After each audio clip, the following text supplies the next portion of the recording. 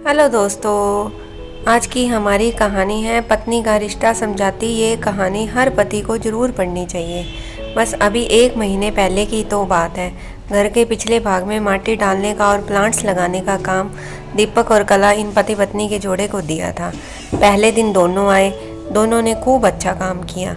दूसरे दिन सिर्फ दीपक आया, शायद कला बीमार होगी। उस दिन दोपहर में मेरे साथ खाना खाने के लिए मैंने दीपक को बहुत आग्रह किया। कई बार उसे कहा कि मेरे साथ खाना खा लो, लेकिन वह माना ही नहीं। वह बोला शशिकला नाराज हो जाएगी। मैं बोला अरे दीपक, तुम कितना डरते हो अपनी बीवी से। वह बोला मैं नहीं डरता साहब, कदर करता हूँ उसकी, सम्मान करता हूँ उसका। मुझे उसके शब्दों पर हंसना आ गया। मैंने उससे कहा अरे क्या रखा उसमें, ना रंग है ना रूप है, फिर क्यों इतना इसके पीछे पीछे भागता है। वह बोला कोई फ़र्क नहीं पड़ता साहब, रंग हो या ना हो, रूप हो या ना हो, लेकिन फिर भी वही मुझे जग में सबसे प्यारी लगती है। मैं बोला तू तो पूरा जोरू का गुलाम लगता है, क्या तुझे अपनी पत्नी के अलावा बाकी रिश्ते महत्वपूर्ण नहीं लगते।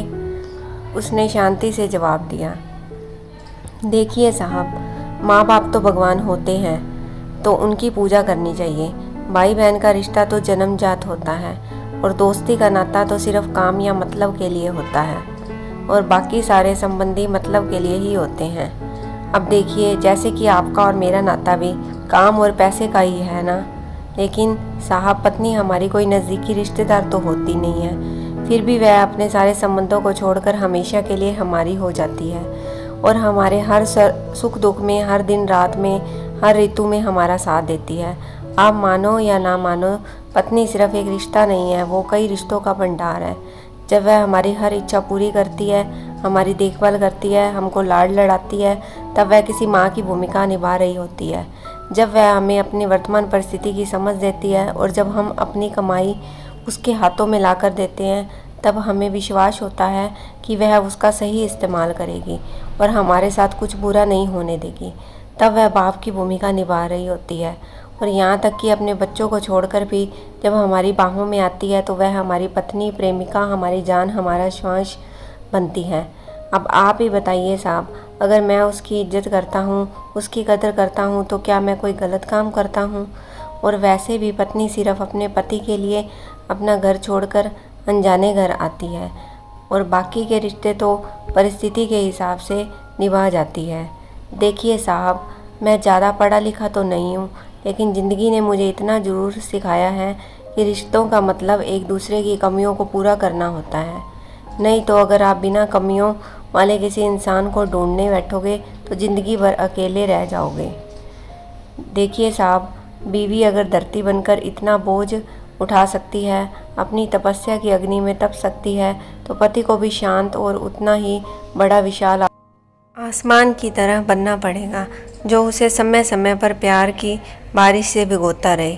ठीक है साहब, बहुत देर हो गई है, मैं जाता हूँ कहकर दीपक वहाँ से जाने लगा और मैं उसको पीछे से जाते हुए देखता रहा। आज इस छूटक मजदूरी करने वाले आम इंसान में मुझे बहुत बड़ा उपदेश देने वाला गुरु नज़र आ रहा था। उसकी वो बात कि पत्नी कैसी भी हो उसको मान देना, उसकी इज्जत करना, देखभाल करना हर विवाहित पुरुष का प्रथम कर्तव्य है, और ये गुरु ज्ञान मुझे जीवन भर याद रहा। दोस्तों, हमारे जीवन में हर रिश्ते का एक अलग महत्व होता है, हर रिश्ते के लिए एक अलग स्थान होता है, हर रिश्ते का एक मतलब होता है, और हर एक रिश्ते का एक सफ़र होता है। यह सफ़र कभी न कभी, कहीं ना कहीं ख़त्म होता है। बस एक पति पत्नी का रिश्ता ऐसा होता है जिसका यह सफ़र आखिरी सांस तक चलता है। आधुनिक विज्ञान के ज़माने में हमने बहुत ज़्यादा तरक्की कर ली, हम बहुत होशियार हो गए, लेकिन कभी कभी हमारे जैसे होशियारों को भी कुछ गंवार लोग ऐसे मिल जाते हैं जो हमें काफ़ी कुछ सिखा जाते हैं। उम्मीद है इस कहानी ने आपके दिल में अपने जीवन साथी का स्थान और भी ज़्यादा मजबूत कर दिया होगा। दोस्तों, मेरी ये कहानी आप सबको कैसी लगी कमेंट बॉक्स में कमेंट कीजिए और चैनल को सब्सक्राइब करना ना भूलिएगा। Thank you.